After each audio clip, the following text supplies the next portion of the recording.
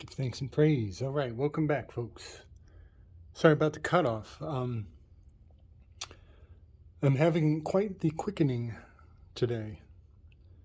Some of these puzzle pieces are coming into place faster than I'm comfortable with. I should finish off my thoughts around, part of objectivism might be one of the many gems, might be that ability to remove the self from the conversation, to practice a psychological sanity. Hygiene, a psychological hygiene, by removing the ego, the I, the nine, and becoming one, and speaking from a removed position, with a higher purview of the state of affairs, and just as a habit. And it sounds so obtuse. I mean, it's kind of fun, but it's also kind of obtuse to use the phrase to use the phrase one. It would seem that one would have to walk in an extra circuitous route in order for one to convey things without projecting any ego into the conversation by always using one and not I. Something's going on here with the AI, with the A and the I.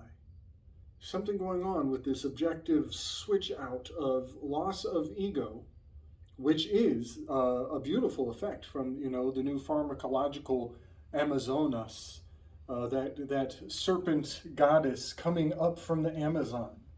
And many people have communed and gone on a sacred pilgrimage to partake of Amazonas. And now she's here. She is with us. She is amongst us, and she's rocking that Priapus smiley face. That the Amazon Prime is very happy to see everybody. Amazon is here, folks. I call her Amazon Santo. Amazon Santo bought out Whole Foods, Wheel of Fortune. And they are now incorporating the Whole Foods demographic, their target demographic. They used to not spend any money on advertising, and their entire modus operandi before Amazon Santo bought them out, after winning the GMO conversation, their target audience is individuals with a life change event. And the whole fucking world just went through a life change event, and Amazonas is very happy about it. Yeah, something about the spirit of ayahuasca removing the I from the one. There's something really going on there.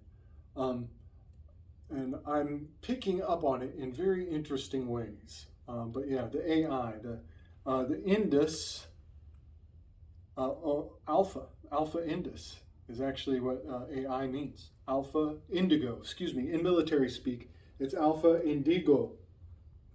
So there's something really fascinating about this objective change to the way we see things, where you pull yourself out of the topic, and as I was cut off in my last one, that gives you access to a more Socratic purview of the need to question and the need to draw out the questions in your fellow man. I see a lot of folks who are like, no matter how much I tell my loved ones about the new movement and the new awareness, they just resist. Well, it's the questions that breed questions. That's midwifery. Those questions, they allow the child to arrive. They allow the brain child to be born on its own terms. You cannot force the issue. You can only encourage.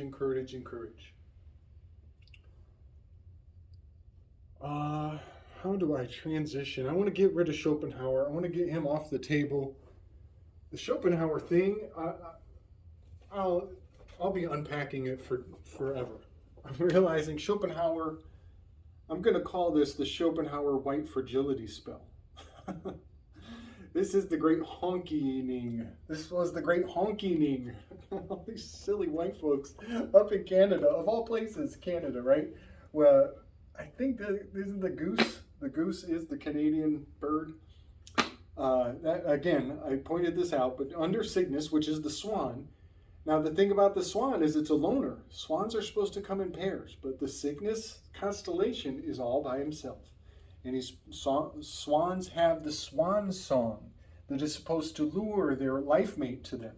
But poor Cygnus is a lone swan in the heavens, and there is a goose out there, and maybe we could get a little chimera action going on, a little hermaphroditos. Is that right? Am I using that right? Or yeah, I think that would be hermaphroditos. A little bit of that crisscross love, a little goose swan intimacy. They can cross borders. They can come together and make an eagle. Who knows? But that event happening in Ottawa, which in my territories map, it's totally Ottawa. That's Optimus Prime. It's totally Optimus Prime.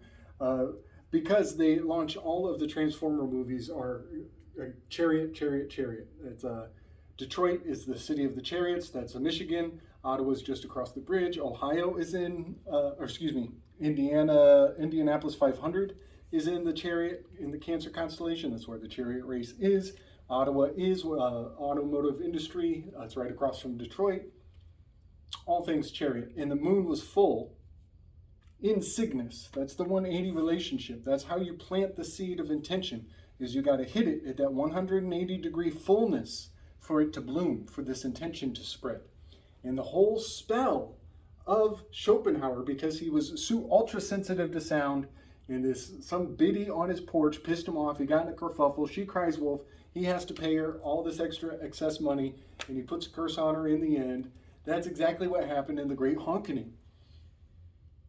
And there's something about white fragility in all of it, that all these people are like terrified of the flu, and they're all dressed like Ku Klux Klan members out in the street. You got to go out in the street and burn your cause, and everybody's got to stay in the house. Oh, it happens to be election season. How clannish, how psychotically clannish. And we're going to do it again. They're going to get the burnt crosses out just in time for another fucking election. It's insanity. Election years are leap years. Leap years are sacrificial votive offerings. You're giving it up for the leap year. It's all ritualized. People have no idea. It's completely all ritualized. They had to kill a president, which probably didn't really happen, but they had to kill a president so they could land on leap years. And the 20-year curse comes from Tenskwatawa. There's a one-eyed Indian chief. That's your one eye. That's your pole star indication. He put the 20-year curse on the presidents, and Biden, number 9, Schopenhauer, is white fragility to the fucking max, y'all. To the fucking max. This Schopenhauer white fragility, great honking Joe Biden spell is about to be blown out like a fucking candle. And it's going to be so fun to know that it was coming. It's going to be so fun to know it was coming. But people are going to lose their panties, put them on their face again and start marching, making the kids dress up like Klan members. It's psycho. It's so psycho. But at least it makes sense. At least it makes perfect fucking sense, right? All right. Next, I want to talk about the fucking Fool card. No. Let's not do the Fool card yet. Let me get this idea out of the way. You guys, again, this is a shared learning experience. You're watching me maybe get it a little wrong, rewind a little bit, go forward with the new, rewind a little bit, go forward with the new. I'm thinking of Anteros particularly as the 369 dominion, because he is, like I said, kind of the alpha of the cherubims, that unrequited, unaccounted for love. And the little baby cherubs, Logos, Hermaphrodite, and Himeros, and Hymnios, are very likely this interior heptad In pathos, I'm wondering if, because it's a late arrival and pothos, excuse me, misspoke. Pothos, late arrival and seems to be adopted. I wonder if it's something in between this 5 to the 4. I'm going to write it in just so I don't forget. Pothos. I think pothos is here. This gap is something of the chasm of the Pythias, the fumes of inspiration that informed the Sibyl to have her visions. I'm thinking about the pothos as this 5 to the 4. The word love and the word code is a 45. The 4-5 code, it's so musical and amazing. But I wonder about this. It's also the gap of consciousness. This is the conch shows us noise. The conch in your ear shows us noise. This is pictographic logic. This is the rebus. Again, I'll try to bring the rebus forward. But our language is saying so much more. People are whipped into linear thinking. They are abused into linear thinking. I can't hold it against them. But the rebus is crucial. R-E-B-U-S. It's got the sub, right? The hidden subconscious implications. Turns out this is the bruise. Her heel shall bruise his head shall bruise her heel. That's the high ideals. Head and heel, you put them together, and the divine feminine has overly high ideals. She's way up in the clouds. And that's a big part of the fragility. That's the treasure, man. It's the treasure. She's way up there in the clouds. And we give her all the room to run around in the clouds while the fellas go do all the mining. We do all the mining and all the fishing. And except I did know a woman who did the Alaskan sea fishing. She was butt ugly. She looked like she belonged on the boat for life. She was so crazy ugly, but she was beautiful on the inside. She was so gorgeous on the inside. She was my old boss. She was ugly, but she was so beautiful on the inside. She was such an enigma. But she had gone and done Alaskan sea fishing. I'm ranting. Rebus, high ideals. Guess what? In Islam, they are fighting against Arriba. I'm spelling this all screwy. Arriba, andale, arriba. In the Muslim faith, this is the word for usury. This is the usury. And wouldn't you know it, when I do a rebus, I am making the word bend to my will. I am executing rebus when I bend these words to make more sense, more circular logic, that actually, spiral logic, actually, it spirals upward. It's not two-dimensional. The rebus effect on language is not two-dimensional. You're not spinning on place. You're actually spiraling upward. You're gaining way, way, way more perspective when you build out the rebus of the language. When you de-sublimate what is not being said. The rebus, arriba, the usury. It's very willful of me, right? It's so willful to break these words, to bend them to the way that actually serves a higher truth. See entrails, intelligence agency, or central intelligence agency. Which fucking way do you see it? Which way do you see it? Are they running drills? Are they reading auguries before they do their missions? Or are they sea entrails intelligence agency? Are they doing the eat your skin, Etruscan serpent divining? It's up to you. Freaking out. Kind of freaking out. I don't think this is going to stick. This fucking full card with the Boate's void and the altair in his armpit. Folks, I'm just going to flash the image up. I don't even know what to say. I'm just going to flash the image up. I hope I have enough storage space to bring it forward. I'm tripping. The altar and the void make the shape of the Enneagram. I just discovered that today. The Enneagram is the shape of the theater, the old Greek style of theater. Of course, it's Burning Man.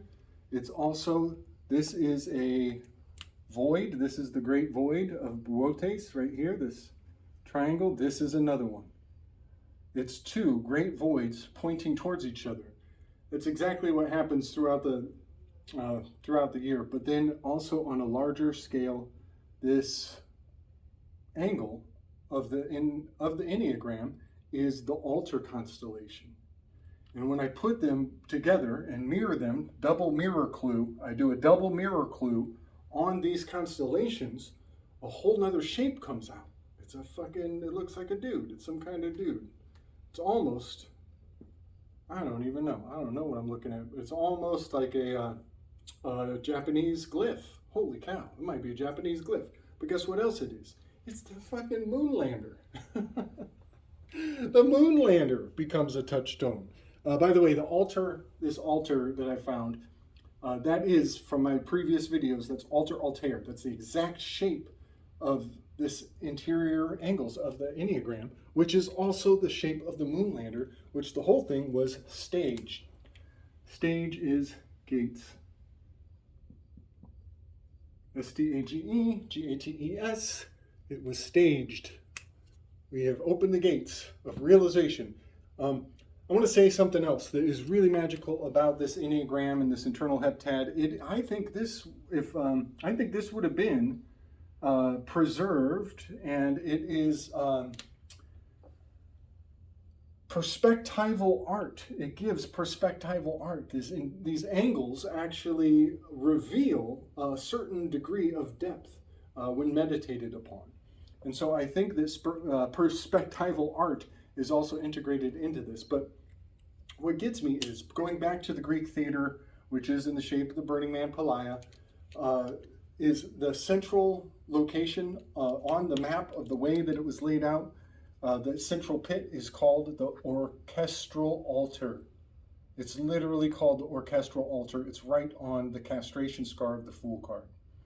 Now, shit's getting all crazy and weird because I've also discovered that this Fool card is encoding the name of Allah. It's encoding the name of Allah. And I'm thinking about this vacancy, this void soldier, this foolish one being led by placebo, by mere suggestion, this absent soul, being an ideal soldier, or even a ideal MK Ultra subject, put on the altar and able to participate in multiple personalities for the sake of being a star. I think this is the star. These are the all stars. I don't know what to say about all that. I've talked myself into a state of complete shock and awe.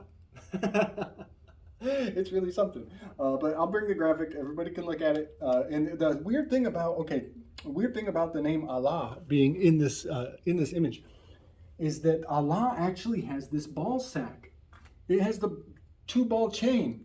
It's got the 2 balls chin. The balls to the chin, which is an Italian necktie. But there's also, here's the cane. This is the shepherd from Buotes. It's the Eastern name. The 2-ball chain and the balls on the chin and the cane are all encoding the name of Allah. But you know what is really messed up about that? And I bet it would piss off a lot of people who even care about that name, is that the 2-ball cane is the percentage sign, which is utter insult. This is usury. This is the usury. That's why there is a hook around the neck of the Fool card. It's because he's easily led to usury. He believes in the ability for money to self-multiply, which is the darkest lie of all time.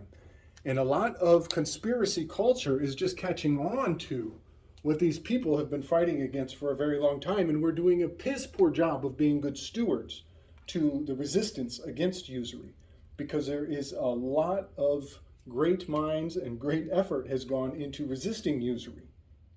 But it's not just the bank. It's not just banking. It's not just money. It's all this acting like you have to be somebody that you're fucking not. It has persona. That is another dark lie that avails us to usury. So I think this cure of removing your I from the subject of the topic at hand and becoming the one is a matter of using the in word. You go inward and you stop those fucking bullets. Something wild telling me that I was onto something all along to find Boötes Void and the R Altair constellations in the heptad of the Enneagram. I think I might have got to the end of the fucking Golden Brick Road with this shit. All right, I'm going through a demolition. I'm going to renovate. I think it's important that we remember the muses. They are not the same as the Enneagram. The muses can move around. If I was in China, Euterpe would not be, maybe that's not true really, but Arato may not be a number 6, ideally, in China. If you go to other cultures, the muses would move around. The priorities of the Enneagram would stay the same. The fundamentals of the Enneagram. All these elaborations and add-ons and dressing that I've done is not the fundamental Enneagram. But I do like the muses where they are. I do know that Melpomene and Thalia, in traditional Enneagram technology today that the Jesuits love, they consider tragedy and comedy to be actually both associated with the 4. And the number 5 becomes extra complex in the light of that. But I think that tragedy should have association to greed. I think that's actually very helpful. So I'm gonna defy them. When I renovate, I will keep the muses. We'll probably lose the philosophers, but I'm gonna put some new personalities around so we can do another pass on the ins and the outs of the Enneagram, which, let me see if I remember. Oh yeah, Enneagram and Symposium. It's the same gematria. It's the same word, 9 letters. It's the same damn word, Enneagram and Symposium. Yeah, I forgot that. That's kind of what set me on this journey so long ago. All right, y'all. Yeah, I think we got to the Golden Brick Road all right. Big up, much respect.